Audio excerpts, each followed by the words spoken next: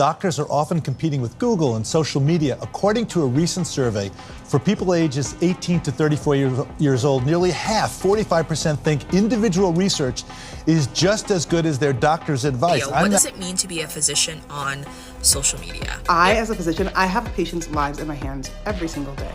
I need to be able to respect their dignity, or at the very least be very protective of it. Medical professionals and doctors, let's talk about doctors, I'm a doctor, are going to be on social media, and I get that, but they have to decide which way they're going to go. There has been a overwhelming positive push for physicians to get behind the camera and be more present on social media in order to counteract a lot of the misinformation. If somebody comes onto my post and tells me that something that I say is disrespectful towards patients or patient population, if I don't take it down, what I am doing is accepting the risk to my career. We're not seeing the same online energy for people literally in the Epstein files. Large, prominent doctors who are working with vulnerable populations. Medical students and residents and so on are going to lose opportunities because of what they post on social media. I think a lot of doctors online need to look in the mirror when it comes to this image of perfection they project before deciding that they're the moral authority on somebody else.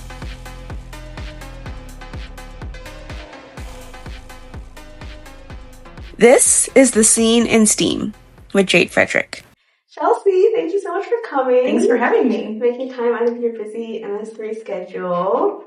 You're in MS3 now. You also have a YouTube channel, Instagram, all the socials.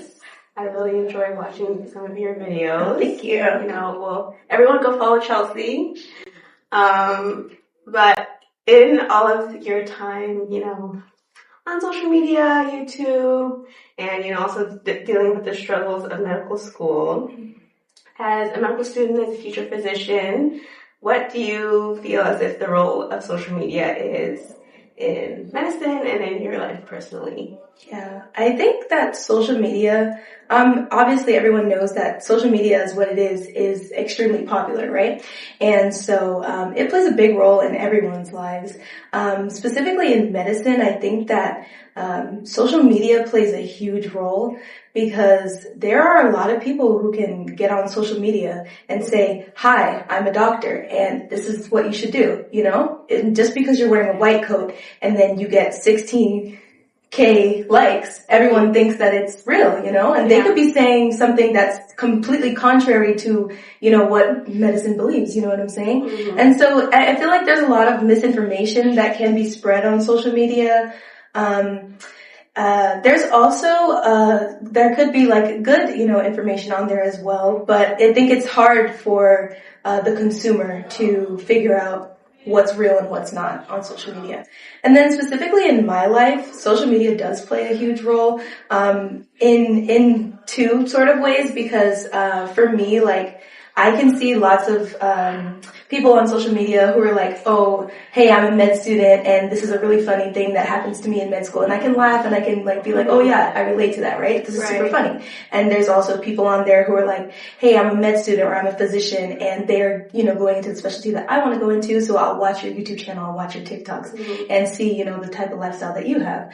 But on the other hand, there's a lot of, I guess FOMO, you could call it, on social media because I follow a lot of my peers who, we all went to undergrad together, we went to high school together, or, we're just mutuals in some way, and they are not in med school, and I am 3 years into my med school journey. I'm still in school, and I see them, and they're out living life. I mean, they're not studying at 7 p.m. on a Wednesday. They're, having fun. Exactly. They're on Instagram and they're on social media and they're having a good time. And then you kind of feel like, hey, I wish that I could be doing this. But I also think that sometimes you kind of have to be like, okay, even though they're doing this now, I'm kind of working towards a goal or the purpose that was placed in my heart, basically. Yeah, absolutely. It definitely is a give and take, and I feel like the lines have definitely gotten more blurred between medicine and social media, especially in the age now of medfluencers and all those things. And there is, a lot of misinformation that is being spread, and people don't know who to trust, don't know where to go. Yeah. And as the lines do become more blurred as far as, taking people on days in the lives. This is my life in the hospital, and this is my life, studying. Especially, I think as you get higher and higher up, it's like, okay, where does HIPAA end and like my journey begin? Right. Are there any rules that you have given yourself or that you would recommend to others as far as like where to draw that line and how much to share and when to share? Yeah. Well, first of all, when we got into school, our institution makes us sign a social media contract, and it kind of like outlines the stuff that we can and can't say on social media, just like specifically pertaining to our school. Mm-hmm. So that's, some rules that we have. But in addition to that, I feel like for me, myself, just being that I am a professional student, I not only represent myself, which I want to represent in a good way, but I also represent my institution. And I would never get on social media and talk about my institution in a way that it makes us look bad, because at the end of the day, I still go here. I still represent the school. Mm-hmm. So I can't get on there and just say all types of craziness, or I wish my school did this and I wish my school didn't do that, because it doesn't really make sense. And then in terms of like also, wait, sorry. What was the question again? What boundaries have you set for yourself? Would you recommend to others as far as how much to share and when to share? Oh, yes. Okay. Yeah, exactly. Because I think that on social media, sometimes people do tend to overshare. Mm-hmm. And like you said earlier, sometimes it does seem like, hey, where does you just being a student stop and where does HIPAA start? Mm-hmm. So I think that some rules that you definitely need to set for yourself, obviously you can't talk about patients mm-hmm. at all.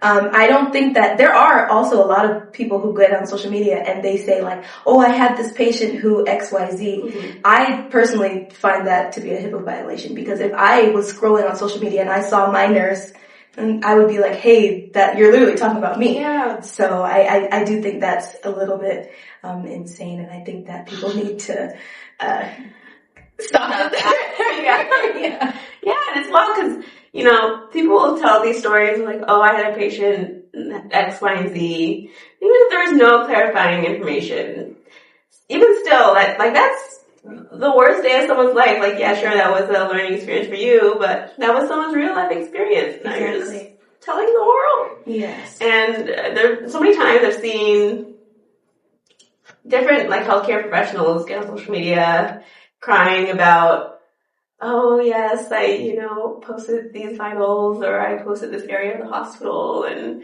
now I can't go into work. Mm-hmm. And you would think HIPAA would make it clear, but it's really not as clear as you would think. Yeah. And something that you think oh yeah, it's just, a little post I was here and no one's going to see it. Yeah. It's really, impactful for someone else's life. Absolutely. But yeah, I think, everything that you post is very you keep it very professional, and, what you keep it to your experience, Mm-hmm.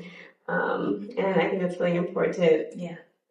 Do you think that your digital footprint as a medical student is, because at some point we do hold ourselves to a higher standard because of our medical students. Are there things that you think we shouldn't be doing as far as,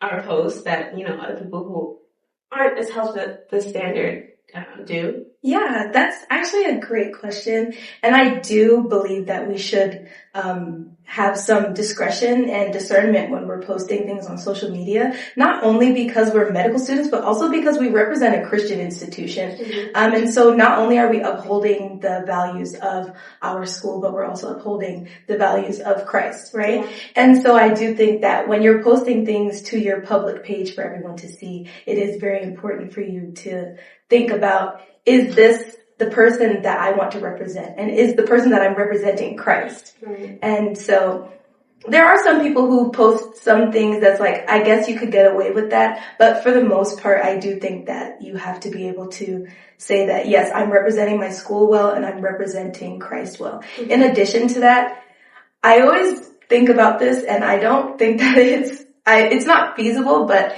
like, could you just imagine like you're interviewing for a school and they say, hey, so this is what we saw on your social media. Like, what do you have to say about this? You know, so I feel like, because yeah, your digital footprint is real and social media is forever. Once you hit post, you cannot take that back. Anybody can see that. And the school that you're applying for can see that as well. Yeah, I agree with you 100%.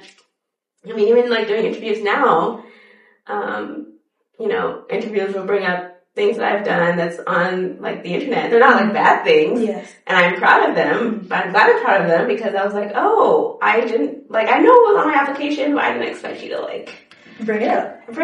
You know? Yeah. That's crazy that you can also see that. Yeah. So I'm glad I can speak highly about it because I'm glad I remember what I posted. Yeah. And especially now, I mean, I feel like we grew up with less social media than like kids are growing up with now, but I feel like it's so easy to post something when you're young or like growing up, brush it off, and then have it come back to haunt you years later. And you never want that. So how have you balanced being, you know, present on social media and sharing the things you do on your videos, like your white coat, your days in the life setting, and sharing what excites you about your journey while still maintaining a level of privacy and, you know, being able to keep some things to yourself? Oh yeah, that's a great question. I feel like for me it's pretty simple because I only post what I want other people to see. I don't think that it's that private, you know, for me to share my white coat because